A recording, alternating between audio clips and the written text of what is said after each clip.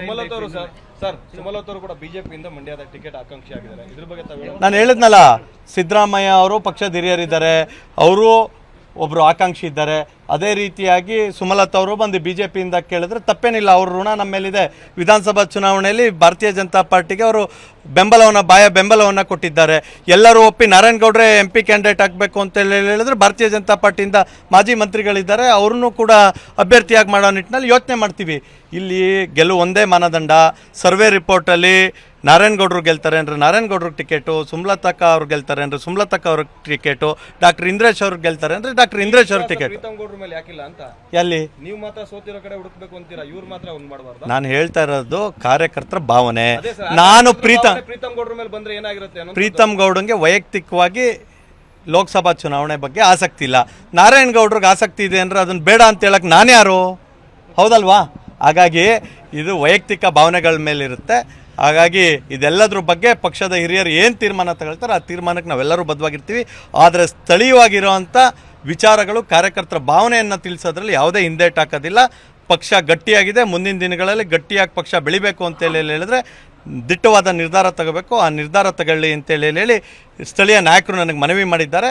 ನಾನು ಈ ಮನವಿಯನ್ನು ಸೂಕ್ತ ಸಂದರ್ಭದಲ್ಲಿ ಯಾರಿಗೆ ತಿಳಿಸ್ಬೇಕು ಆ ಕೆಲಸವನ್ನು ನಾನು ಮಾಡ್ತೀನಿ. ಸುಮಲತಾ ಅವರು ಸುಮಲತಾ ಅವರು ಕೂಡ ಬಿಜೆಪಿಯಿಂದ ಮಂಡ್ಯದ ಟಿಕೆಟ್ ಆಕಾಂಕ್ಷಿ ಆಗಿದ್ದಾರೆ. ಇದ್ರ ಬಗ್ಗೆ ತಾವು ನಾನು ಹೇಳಿದ್ನಲ್ಲ, ಸಿದ್ದರಾಮಯ್ಯ ಅವರು ಪಕ್ಷದ ಹಿರಿಯರಿದ್ದಾರೆ, ಅವರು ಒಬ್ಬರು ಆಕಾಂಕ್ಷಿ ಇದ್ದಾರೆ. ಅದೇ ರೀತಿಯಾಗಿ ಸುಮಲತಾ ಅವರು ಬಂದು ಬಿಜೆಪಿಯಿಂದ ಕೇಳಿದ್ರೆ ತಪ್ಪೇನಿಲ್ಲ, ಅವ್ರ ಋಣ ನಮ್ಮ ಮೇಲಿದೆ. ವಿಧಾನಸಭಾ ಚುನಾವಣೆಯಲ್ಲಿ ಭಾರತೀಯ ಜನತಾ ಪಾರ್ಟಿಗೆ ಅವರು ಬೆಂಬಲವನ್ನು ಕೊಟ್ಟಿದ್ದಾರೆ.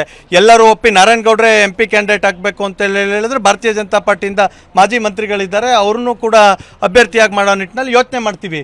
ಇಲ್ಲಿ ಗೆಲುವು ಒಂದೇ ಮಾನದಂಡ.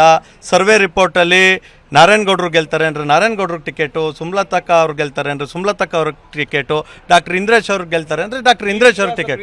ಮೇಲೆ ಯಾಕಿಲ್ಲ ಅಂತ ಎಲ್ಲಿ ನೀವು ಮಾತ್ರ ಸೋತಿರೋ ಕಡೆ ಹುಡುಕ್ಬೇಕು ಅಂತೀರಾ, ಇವ್ರು ಮಾತ್ರ ಒಂದ್ ಮಾಡಬಾರ್ದು. ನಾನು ಹೇಳ್ತಾ ಇರೋದು ಕಾರ್ಯಕರ್ತರ ಭಾವನೆ.